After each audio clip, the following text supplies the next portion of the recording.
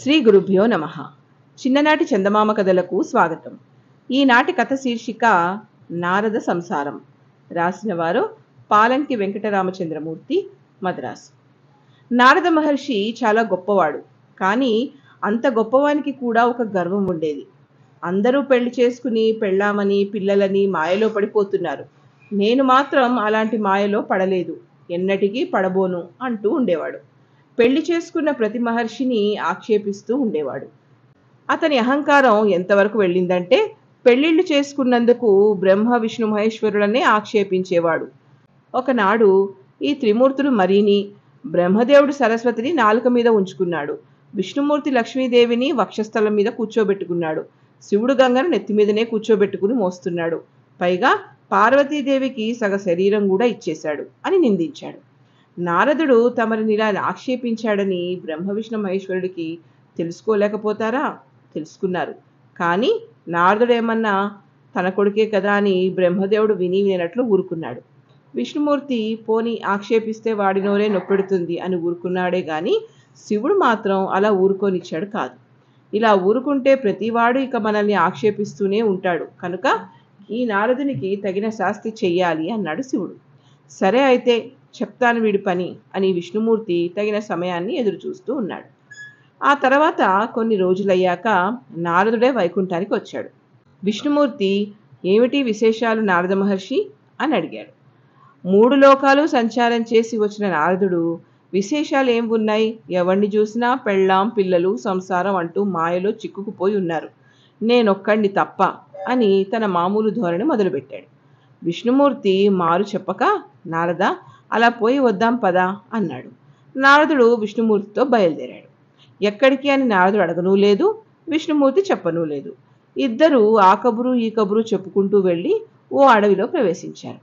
ఉన్నట్టుండి విష్ణుమూర్తి, నారద నాకు దాహం వేస్తోందయ్యా అన్నాడు. నడవండి, ఎక్కడైనా కోనేరు ఉన్నదేమో చూద్దాం అన్నాడు నారదుడు.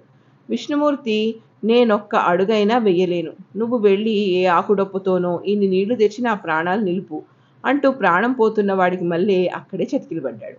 3 లోకాలలోనూ ఉండే కోటాను కోట్ల జీవులందరికీ ఆకలి దప్పిక తీర్చే మహావిష్ణువుకి దాహం ఏమిటి అనే జ్ఞానం లేక నారదుడు విష్ణుమూర్తి మాయలో పడి నిజంగా నీరు కావాలి కామోస్ అనుకుని నీటి కోసం పరిగెత్తాడు.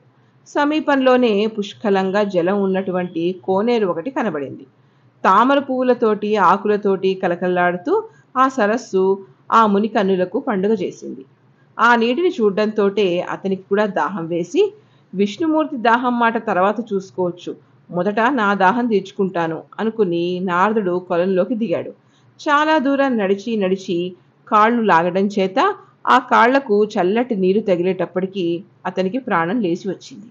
ఆ చెరువులో స్నానం చేస్తే పూర్తిగా బడలికపోతుందని తోచి కంఠం లోతు వరకు వెళ్ళి ఒక్క మునుగు మునిగాడు. మునిగి లేచేటప్పటికి అంతకు ముందున్న పిలక జుట్టు కోస్తా పోయి తలనిండా పట్టుకుచ్చులాగా నిగనిగలాడే బారెడు జుట్టు మొలిచింది. ఇదేమిటా అని ఆశ్చర్యపోతూ చేతులెత్తి తల తడుముకుంటే అతని ముంజేతులకి గలగలలాడుతూ గాజులు కనబడ్డాయి.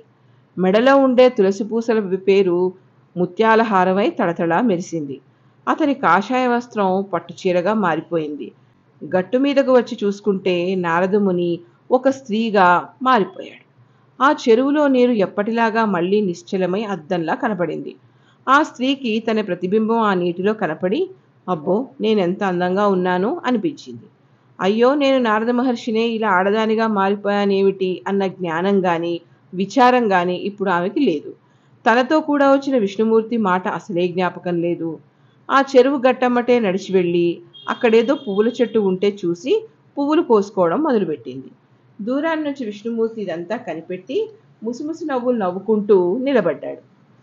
తర్వాత అప్పుడు ఆ దారిన ఒక రాకుమారుడు వేటకని వచ్చి విష్ణుమూర్తిని చూసి ఎవరో అనుకుని, అయ్యా దాహం వేస్తుంది, సమీపంలో చెరువు ఏదైనా ఉన్నదా అని అడిగాడు. విష్ణుమూర్తి ఆ రాకుమారునకు నారదుడు సంచరిస్తున్న ఆ కొలను వైపు చూపించాడు. ఆ రాకుమారుడు అక్కడికి వెళ్ళి తలలో పువ్వులు అలంకరించుకుని వయ్యారంగా నిలబడ్డ ఆ అందగత్తెను చూసి, ఎవరు నువ్వు, గంధర్వకాంతవా లేక అప్సరసవా లేక వనదేవతవా అని అడగడం మొదలుపెట్టాడు. తానెవరో తనకే తెలియక ముసిముసి నవ్వులు నవ్వుకుంటూ నిలబడిపోయింది ఆమె. సరే నువ్వెవరివైతేనేమి, చాలా అందంగా ఉన్నావు, నిన్ను నేను పెళ్లి చేసుకుంటాను, నాతో వచ్చేసేయి, నాకు రాణివిగా ఉందుగాని అన్నాడు. పెళ్లి అనడంతోనే ఆమెకు సరదా పుట్టి ఆ రాజుతో వెళ్ళిపోయింది. విష్ణుమూర్తి శివుడి దగ్గరకు వెళ్ళి జరిగిందంతా చెప్పాడు. శివుడు, పార్వతి మొదలైన వాళ్ళంతా కడుపులుబ్బేటట్లు నవ్వుకున్నారు. అక్కడ రాజు ఆమెని తన పట్టణానికి తీసుకెళ్లి పెళ్లి చేసుకున్నాడు. ఆమెకి ఒకడు ఇద్దరు కాదు, వరసన 60 మంది పిల్లలు పుట్టారు. వాళ్ళకి ప్రభవుడు, విభవుడు, శుక్లుడు మొదలైన 60 పేర్లు పెట్టించింది. ఆ పిల్లలకి నీళ్లు పొయ్యటం, బొట్టు కాటుక పెట్టడం, బట్టలు తొడగడం, బువ్వ పెట్టడం, నిద్ర పుచ్చడానికని జోల పాడటం, ఈ పనులతో ఆమెకు పొద్దస్తమానం సరిపోయేది. పిల్లలు, సంసారం, మాయ అని అందర్నీ ఆక్షేపించే నారదుడే ఇలా ఓ పెద్ద సంసారంలో తగులుకుని ఆ సముద్రంలో ఊపిరి సలపకుండా కొట్టుకోవడం మొదలుపెట్టాడు. శివుడు, విష్ణువు కూడా మంచి శాస్తి అయిందని నారదుడికి సంతోషించారు.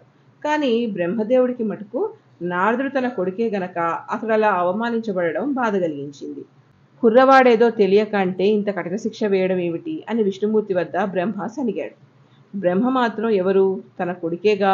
అంచేత విష్ణుమూర్తి తాను నారదుడిని స్త్రీగా మార్చి సంసారంలో తగిలించడం బ్రహ్మకి బాధగా ఉందని తెలియడంతోనే ఆమెను మళ్ళీ నారదునిగా మార్చివేద్దామని నిర్ణయించుకున్నాడు. కానీ నారదుడు స్త్రీగా మారి తీరా సంసారంలో ఎలాగా ప్రవేశించాడు గనక అదెటువంటి మాయో అతను అనుభవపూర్వకంగా తెలుసుకుని మరీ యువతలకు రావటం మంచిదని విష్ణుమూర్తి ఆలోచించాడు. ఆలోచించి ఏం చేశాడంటే, ఆ రాజు పాలించే రాజ్యం మీదికి ఓ శత్రురాజు సైన్యంతో దండెత్తి వెళ్ళేటట్టు చేశాడు. ఆ రాజుకి ఈ రాజుకి పెద్ద యుద్ధం జరిగింది. ఆ యుద్ధంలో నారదుడు స్త్రీగా మారి పెళ్లి చేసుకున్న రాజు, ఆ రాజు వల్ల ఆమెకు కలిగిన 60 మంది కొడుకులు ఒక్కడైనా మిగలకుండా చనిపోయారు. భర్త, పిల్లలు యుద్ధంలో చనిపోయారని తెలిసేటప్పటికీ ఆమెకి దుఃఖం ఆగలేదు. తాను రాణినన్న మాటే మర్చిపోయింది. ఆమె యుద్ధభూమికి వచ్చేసి భర్త శవాన్ని, కొడుకుల శవాల్ని చూసి గుండె బాదుకుంటూ ఏడవడం మొదలుపెట్టింది. సంసారం, పిల్లలు ఇదంతా మాయ అన్న నారదుడైనా ఈమె అని విష్ణుమూర్తికి ఆశ్చర్యం వేసింది. ఆమెకు అతడక్కడ ప్రత్యక్షమై, నారద, నాకు మంచినీళ్లు తెస్తానని వెళ్ళి ఇక్కడిలా ఏడుస్తూ కూర్చున్నావేమిటి అని అడిగాడు.